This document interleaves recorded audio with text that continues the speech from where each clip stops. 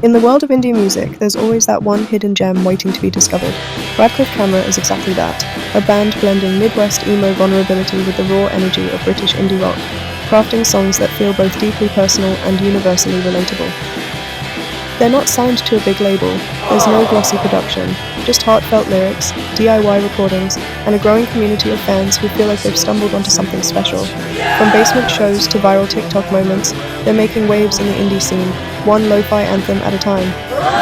Imagine the storytelling of Neutral Milk Hotel, the emotional depth of the Front Bottoms, and the scrappy, earnest charm of Los Campesinos, all wrapped in a distinctly British indie sound.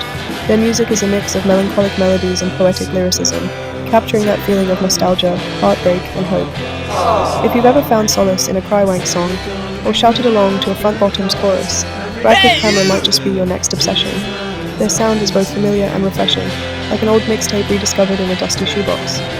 They're underground today, but give it time. You'll be seeing their name on festival lineups and best new indie playlists soon enough. Radcliffe Camera is one of those bands you'll want to say you knew before they blew up. So don't wait. Dive into their music now and experience the magic for yourself.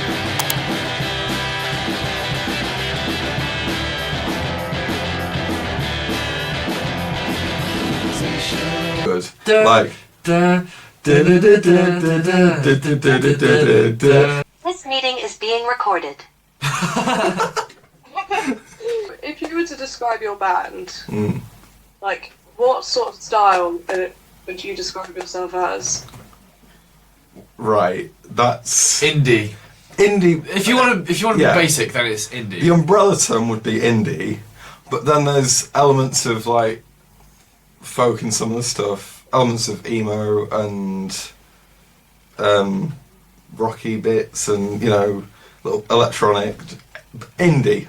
There's the overarching term. So but if you were to think of an example, like, what band would you mostly compare yourselves to? What do you think? Well, the band that have like been compared to the most is probably like Alex G or Los Campesinos, like a mix of them two.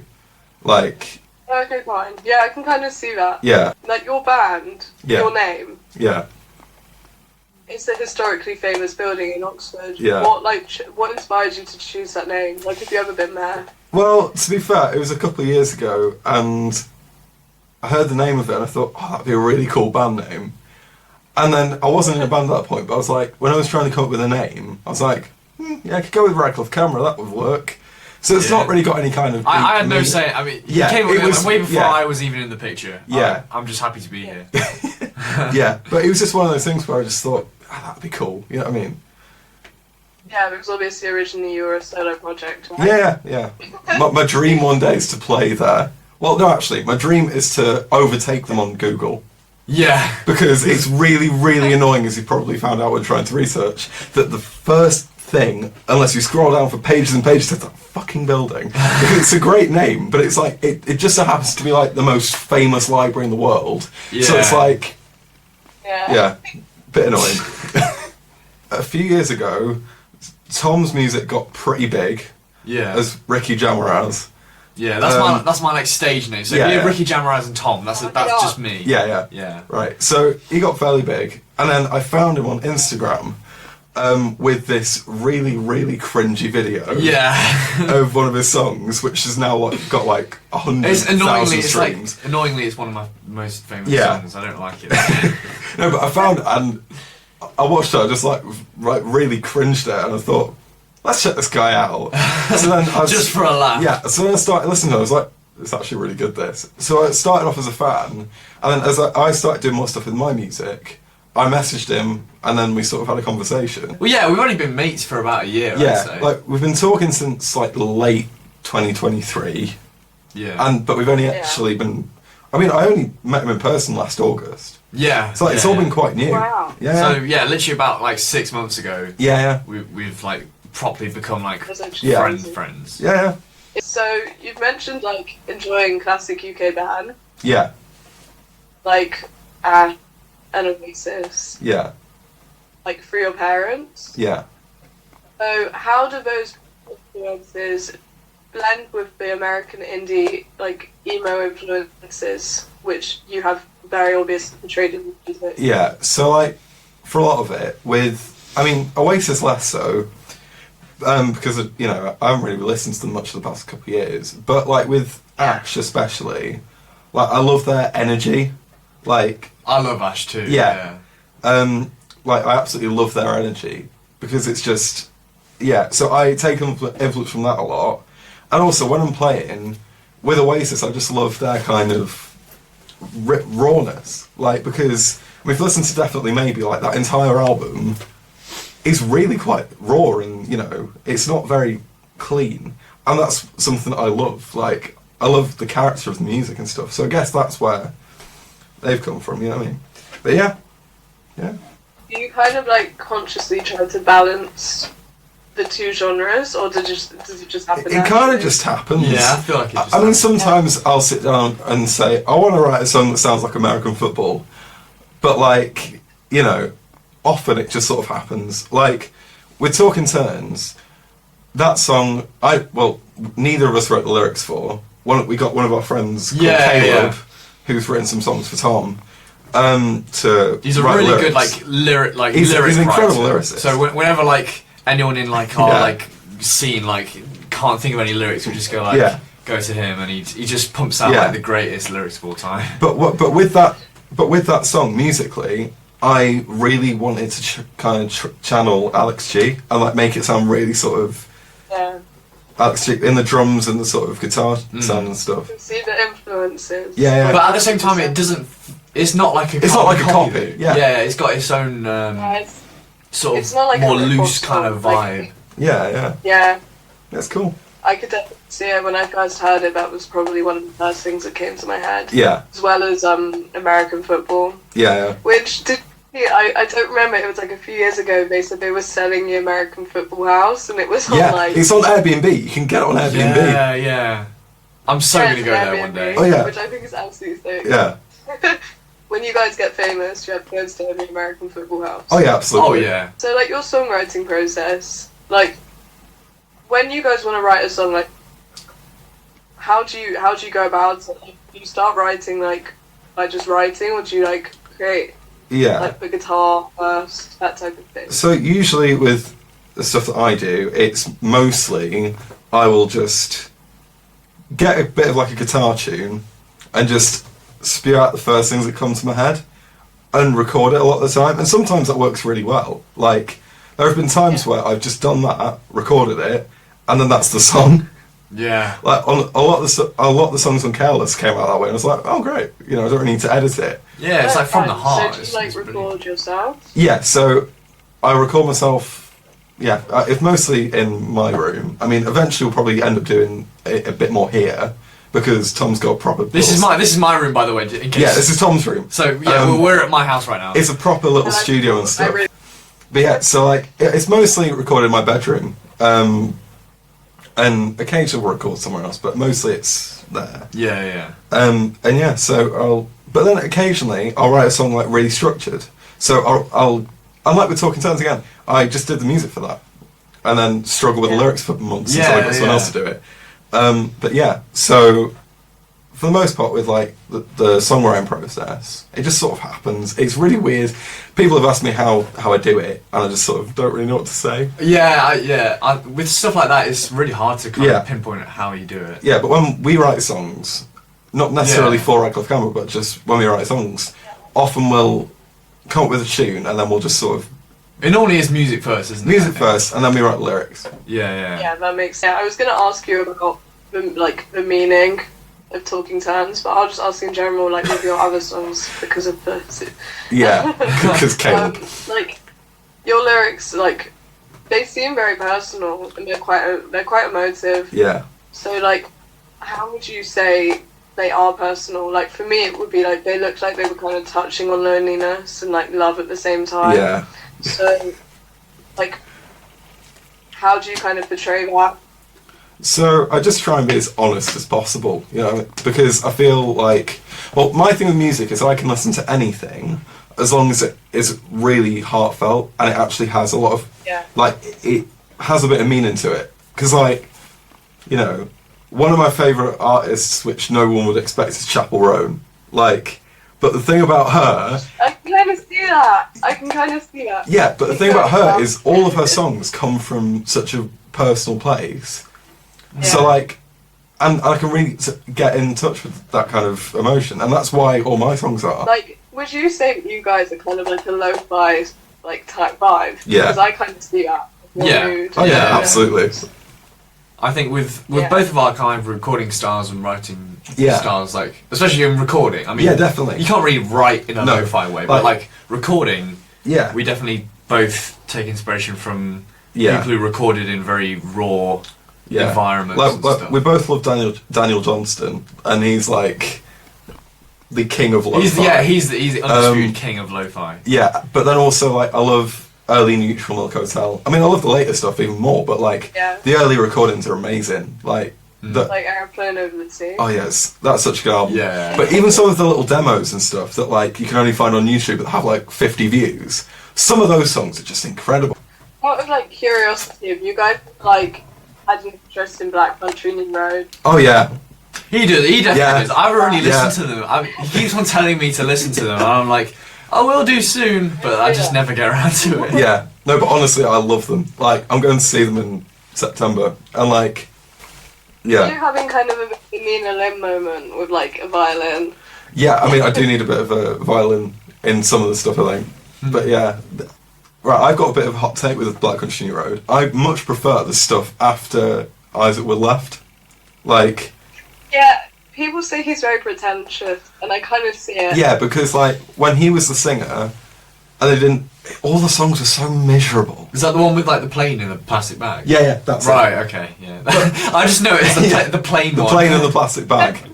Would you ever be interested in having that big of an orchestra? Well, to be fair, a few weeks ago I was thinking about like trying to do something a bit more Black Country New Road, because what I kind of want, and I said this to you, I think, is I want to try and expand the band a bit and like get a female singer and have a bit more different instrumentation stuff, because I just think it would add texture. Like one of the songs, Photo, I played that with one of my friends called Dilnaz at HMV like ages ago, and she sung the chorus with me, and my dad keeps saying it to me that I need to like get female vocals on that song because it adds so much. No, when like female vocals mixed with like a male vocal, like it just, there's something about it that works so really works. But I love having that kind of orchestra.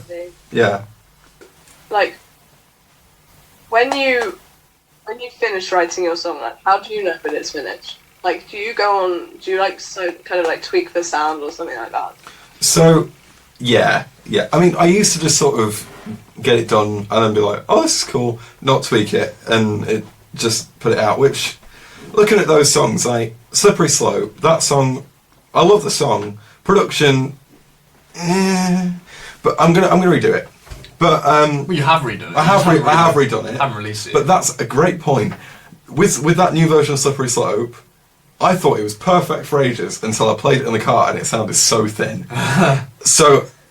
And then I was like, right, I need to redo this. Well, not redo it, but tweak it. And it sounded off. So it's, with certain songs, it'll just happen. But others, it'll take months and months and months and months. Oh, what's the word? Revisions and stuff like that. And same with Talking Turns as well. Like, I got Talking Turns done, like, last September. But I didn't release it until... That was it, Valentine's Day. So, like, it took 5 months because I was just like... Yeah, so originally, like, Radcliffe Camera was your personal project. Yeah. So you said you're, like, thinking about getting female backing sing, which I think is really cool. Yeah. So, like, the current moment, what does collaboration look like between you? Like, is it just you two, or is there someone else? So... It's kind of complicated. Yeah, it's a bit complicated because my bassist Link, who I've known for years... He is leaving after our next gig because he's starting his own stuff, and and also our sort of influences don't really align. But he's a great bassist, and he's a really cool guy. And he's a great person. He's lovely. Yeah, I was on TikTok earlier, and I saw a video. Do you guys know Shame? Yeah, I do know Shame. Yeah, I know.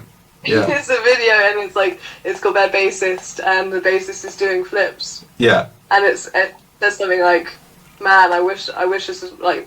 Man, I wish my bassist had this type of like energy or something like that. Mm-hmm. It just made me crack up. I was like, Yeah. We're not like that. Yeah, no, but to be fair, Link is the Link is really energetic. And one time I was in a coffee shop with him and his girlfriend, and his girlfriend made the mistake of giving him some of her coffee, and he literally started running around in circles. And like, he's nuts. Yeah. He's brilliant, you know. At this moment, it's just the two of us. It's just the two of us right now. Yeah, because me on drums and him on everything else. And there was talk of another guitarist, but that just sort of vanished. Yeah. Not going to get into that because it was a bit of a situation, but that's fine. You formed a bit of a collective. Yeah. So like, with like kind of young artists. Yeah. By the Elephant Six. Yeah. So it basically, late 2023, I got really, really, really into the Elephant Six. It's like Neutral Milk Hotel, Apples in Stereo, Olivia Drum Control, all them, and then all the other little bands as well that people don't necessarily know. Like one called Beulah. Yeah, and cool. One of their songs, like, is one of my favourite songs of all time. It's called Emma Blogun's Last Stand, and it's just so good. Like, because it's got trumpet in it. It's perfect. Like, it's one of my favourite songs ever. Yeah. So I loved the Elephant Six, and the documentary was amazing. If you haven't seen it, it's incredible. Watch it. It's really good. Yeah, I watched it. I forced him to watch it. Yes. I was very happy to see it. Yeah. But yeah, so I thought they were brilliant. I was like, I really want something like that. So I formed it in 2023. How did you even do that? In September. How do you like know so many people? So now I'm interviewing you. Right. So firstly, it was me and someone Tom knows a bit called Emily Langley. Don't really know how we crossed paths because she makes like Taylor Swifty music. Yeah. And then one of my friends called Olive, who I'm still really good friends with now, and someone else called Hope. That was September. A few months passed, didn't go anywhere. I thought, worth a try. And then on New Year's Day, or it might be New Year's Eve, you messaged me saying, "Oh yeah, how's that collective thing going?" Yeah. I was like, "Oh, you should try." I was like, "Oh, it's not going to go well." And you urged me to try and. I don't remember that at all, but I'll take your word for it. Yeah, no, genuinely, you were the reason that I actually started it up again. Oh, cool. Because you were like urging me to get people involved. Oh yeah. So then I asked loads of other people. Like I asked Caesar of Salmatics, if you know him, Dougal, who's a few people that are like quite big in our scene. I asked, and I eventually managed to get about 40 people, which that's mad. I don't even know how. I could never do that. But they had like friends of friends who were like, "Oh, can this person join?" or whatever, and like people knew like. Because there's a few photographers in there, like it's just cool. And actually, it's not as big as it was, but people were messaging it in yesterday in the group chat and things like that. So it's like it's still active and stuff. Yeah. So it's cool. I've just got some fun questions. All right, cool. So, what's your go-to meal deal? I mean, you're British and going for one. Right, you go first. You go first. Yeah, yours is quite specific. Yeah, so basically, there's like a co-op down the road, and yeah, it's just the best thing ever, right? So, chicken and mayo sandwich first of all, or like sometimes they don't have it, but a chicken and bacon and mayo sandwich is the holy grail, right? That's your main, and then for a snack they do like these sausage rolls. So it's like a full sausage roll, but it's counted as a snack, so it's basically two mains. Perfect. So I'll have that as well, and then for a drink, normally something like I don't know, like Ribena or something. I love a bit of Ribena to wash it all down. That's my go-to meal deal. What about you? And then for me, it's probably I normally go to Tesco. Like it's usually either a hoisin duck wrap or a hoisin duck. Yeah. What's hoisin? What hoisin? Oh, hoisin. Hoisin sauce. Oh. or a southern fried chicken wrap. And then. Actually. Yeah. Yeah. And then for crisps, usually the sweet chili sensations, usually. And then,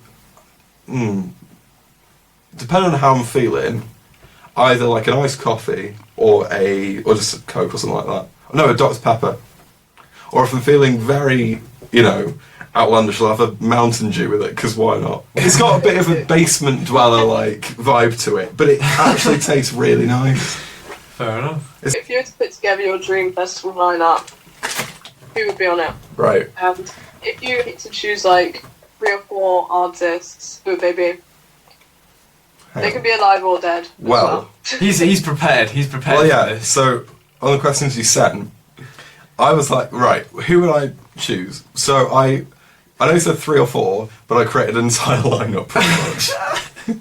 Right. So I'll just take it away. Okay. So right, the headliners would be on Friday night, Neutral Milk Hotel, Saturday, Pavement, and Sunday, Cap and Jazz, which seems a bit of a rogue choice, but I'll explain, right?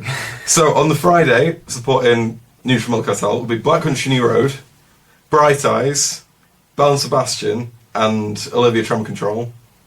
And I thought about this as well, probably English Teacher as well, because I quite like English Teacher. That's so good. I saw them when they were like so small, and they were supporting Yard Act in this tiny venue. And eventually, because there's a balcony, me and my dad were watching Yard Act, and English Teacher just stood by us watching it, That's cool. which was mental. But yeah, so English They Teacher as have well. one. Yeah, they're brilliant. And then Saturday, supporting Pavement, would be Bieber Doobie, Billy Bragg, which is, you know, not really pavementy, but Yeah. I love him. The Garden, who are a really cool, like, I know the Garden. yeah, I fucking love the They're very garden. cool. I love the They're garden. kind so of like, they remind me of Shane. They're kind of like an American Shane, but they have a lot of drum and bass, which I think is really cool. yeah, I they're really they're love that kind of mad, stuff. but like they're brilliant. So yeah, the Garden. I have seen them actually. I've seen them. Really? What? You went to Yeah, a garden it was- gig? It was a really strange. Like, people complain a lot, but Yeah. it smells, and it really did. It doesn't surprise me. Yeah, yeah. But Yeah. the only thing putting me It's off. a gig, the and only- they're like, yeah. they're insane. Like their outfits are crazy. They are. Yeah. The only thing putting me Yeah. off the Garden, like going to see them, is I've looked at set lists and stuff, and it's like they play the really like heavy mental stuff, and I'm like, that's great. And like, what's the song, Puerto de la Mosa or something off their last album? Cool song, but it's like I'd be scared to be there. Yeah. Yeah. Because it's like they didn't seem to play any of their more like chill stuff. Like, I mean, Freight Yard's not chill, but like a bit more sort of poppy stuff, like Yeah, Freight Yard, more or like, melodic. more melodic stuff like that, Yeah, or yeah. Orange County Punk Rock I Legends. really like the melodic, Yeah. hardcore stuff. But Some like of the it's a stuff bit that's just much. like kind of, Yeah, it's like it's Yeah, fine it's like, like- one song. Yeah. But I feel like a whole gig's worth Yeah. of that. I'm just not like mentally Yeah. prepared for. yeah. something So like at that. this, at this festival, the Garden would only be playing their melodic stuff, and then one really heavy bit. Well, actually, there's a song they do which is like rappy. I quite like that one, so they can do that one. cool. And then what was the last one? And then Yard Act. Oh yeah, and one more, Dinosaur Jr. I've actually for listened to Pavement. Dinosaur Jr. They're really good. Like, Yeah, I've heard a lot about them. But they're I like haven't listened to they're like Pavement, but Yeah. slightly heavier. Okay, yeah. 'Cause they massively influence Pavement. But yeah, and then on the Sunday is the like Midwest emo day. Nice. So then Cap and Jazz headlining because they were the first Midwest emo band, and like they influenced a lot of bands. And also half of them were in American football as well. So then supporting them would be American football, who I didn't think was sort of energized enough to be a headliner, even though I love them. Yeah. Then Mom Jeans, Modern Baseball, Los Campesinos, and then one other little artist. She's not really Midwest emo, but like does sort of like slightly drum and bassy, electronic, emo-y, like yeah. She's called Noelle Sucks, and her latest EP is just amazing. I remember you sent Yeah, her. because Yeah. I found her when I was in exactly the right mood for it, and it was like, it just yeah. She has a song called "Life Is Sweet," which is just brilliant. So she'd be there as well because I think doesn't really fit with everyone else, but cool. But yeah, so that's my dream festival lineup. Yeah, I rate it. So imagine you're on like a really long tour drive. yeah. What would you do to pass the time? Like, what sort of music? you have any like guilty pleasure songs to choose to play? Yeah, I mean, like I said earlier, Chaperone. Like, I'd love to have it because I don't know, you know, like she's just great. Like, I need to listen to it more because whenever I hear it on the radio or like if I'm in a shop or something, I'm like, yeah, I actually really like this. Like Pink Pony Club, it's got quite a poppy chorus, but even that song's amazing. Like if you listen to the instrumentation and stuff. But then, like, is that the one that goes? Pink Pony Club. That one. Oh, okay. I really like the Good Luck thing. That's good. Good Luck Babe as well. Yeah. That was really good. I love that one. Casual's a really good song as well because that's not even poppy. Like that's just a genuinely like it sounds indie. Like it's really sad, but it's an amazing song. Yeah. Oh yeah, and I saw her interview. I saw her interview with Nardwar, and some of her influences were mad. Like she's influenced by Daniel Johnston and the Magnetic Fields and a few bands like that. Where I'm like what? You know, nothing similar to her stuff at all. But I think she's cool. Yeah. They remind me of The Last in a Party. Like, she reminds me of The Last in a Party. Yeah. But in kind of like a more poppy way. Yeah. Like, they're amazing. Yeah. Yeah, they're pretty cool. Yeah. But Nardwar I absolutely love. Oh, yeah. Yeah. He's just so iconic. Yeah. But there's some of his interviews really upset me, like the one with Blur. Yeah, they were being really shitty with him. Well, I haven't seen that one. Well, I mean, I think Alex James, the bassist, was being okay, but Dave Rowntree, the drummer, was just being dick to him. Really? He was so horrible. Like what? Like what was he saying? Like he was basically just taking the piss out of him. Oh, yeah. You can't really And then do there's this a video of him with Sonic Youth where Thurston Moore grabs his glasses and runs around. Yeah. Like... It's so me. Like, no, but I think it's because I don't realise what he's... Like, I imagine it's probably a character, but, like, they don't respect the fact that that is a character. Yeah, of course, yeah. Because, like, you know, he's... Also, the fact he's been doing it for, like, what, nearly 40 years, like, that's mad. He doesn't look like he's old enough to be doing it for 40 No, but he looks... No, I looked it up. Yeah. I looked it up. He's worth $5 million. Really? Wow. I'd expect more than that. Like, because he's, like, quite legendary. You know, he's interviewed some insane He has people. his own record shop. Yeah, like, he's awesome. Yeah, he's Yeah, really cool. I mean, I'd love to be like him. Yeah. I've photos of me wearing like a hat, and my friends are like, "Oh my god, it's Nardwar." Yeah. No, he's so cool. Yeah. If anyone ever did that to me while I was interviewing them and ran around with my glasses, I would probably cry. Yeah. To be fair, I think I'll just sort of hide in the background and just sort of try not to get involved. Yeah. But yeah. Okay, so if you guys like were a character from any movie or TV show, who would you say you were? Like what TV show could you guys link to? Right. So yeah. We were talking about this like before we started. We were like having a really in-depth conversation with Tom's parents. With my parents about this. So I have an opinion myself. Right. Oh, okay, yeah. We'll hear yours after. So yeah. Who should we do first, me or you? Let's go with you first. So basically, we think that a combination of Jack Black from School of Rock and Doc Brown from Back to the Future. Like, is Tom. Because when you're making music, you're just like... I think I do. I definitely give Mad Professor vibes when I'm like... When I'm really in the zone, like working on something, like producing something or something. Yeah. My hair's like all over the place. I'm like, you know, just in my rooms. You know, don't talk to me. Don't talk to me. I'm working. Yeah. I'm like that.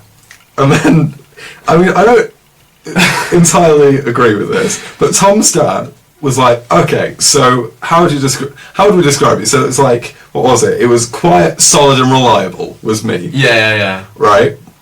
It was like, how about Chewbacca from Star Wars? So he's like... I see it though, dude. Yeah, I see it. And it's like, I don't want to see it, but it's not all it. I think it's still missing something. Yeah. I mean, I think with your music... Yeah. I could so see that if they did like a Juno remake. Yeah. See your music in that, as I was thinking. Yeah. A lot of people have a reliable thing. Yeah. I could see Mark Corrigan. Do we want to be compared to Mark Corrigan though. Who's that? Who's that? He's But David. in the best way. Yeah, In the best he's, way. he's David Mitchell's character in Peep Show. Oh, right. So yeah, in some ways I can see it. In other ways, less so. He was the one-up guy. You also kind of like a little bit remind me of, you know, from Scott Pilgrim, not Scott Pilgrim, but the other guy in his band. Yeah, I The see guy, that. the guy with the acoustic guitar. Yeah. That guy. Yeah. I can't remember what his name Yeah. is, Yeah. but him. I mean, people have like compared me to Michael Cera before, but I don't really see that. Nah, you're not as pathetic as Michael No. Cera. Like, what's one random non-music thing that you guys bond over as friends? Yeah, it's comedy really. Like, Yeah. last time you were around mine, somehow Tom's never seen Would I Lie to You before, so I've seen like clips of it, yeah. But Yeah. so I showed him. Who did I show? Bob Mortimer. I showed you. yeah. Who is he's right. If you know, unlike Bob Mortimer, Ross Noble's a bit like that, but slightly even more mad. So you know, Bob Mortimer and Greg Davis as well. Who I Yeah. saw But we spent like ages on it, just yeah. like just watching just like Yeah. funny Yeah. comedy stuff. Yeah. I mean, it's literally the best thing when you can introduce people to things and they actually enjoy it. Yeah. It's great. Yeah. Yeah. Anything else do you think we bond over apart from music? Well, music, comedy, like I guess like just art in general, like in terms of like videography and like yeah. I mean, videos. by and the fact photos. by the fact we're recording this on a 2009 camcorder. Yeah. Like you know, it. Yeah. We both really like that kind of retro. Yeah, and also Yeah. we both record. You record more on tape, but we both record on like cassette tape, which is So that's cool. yeah, and things like that. So that yeah, and also just weirdly similar people. So we just click. That's great. You It's know? just Anyway, I think we're kind of running out of time. yeah. It's really nice. I'm gonna. The recording has stopped. It was really nice meeting you guys. Yeah. really nice It was meeting you great. too. A really good conversation. Yeah. It was really nice. Yeah. I enjoyed it. Yeah. It's cool that. Yeah. Thank you. Nice. And Thank you so much for having us. Yeah. Bye bye. Awesome. bye. Bye. Cool. That was great. I won it. Nice. Yeah. See what I mean though? Like She's so nice. I really like she's her. so nice, and also she's like us as well. Yeah, it's really cool. Yeah.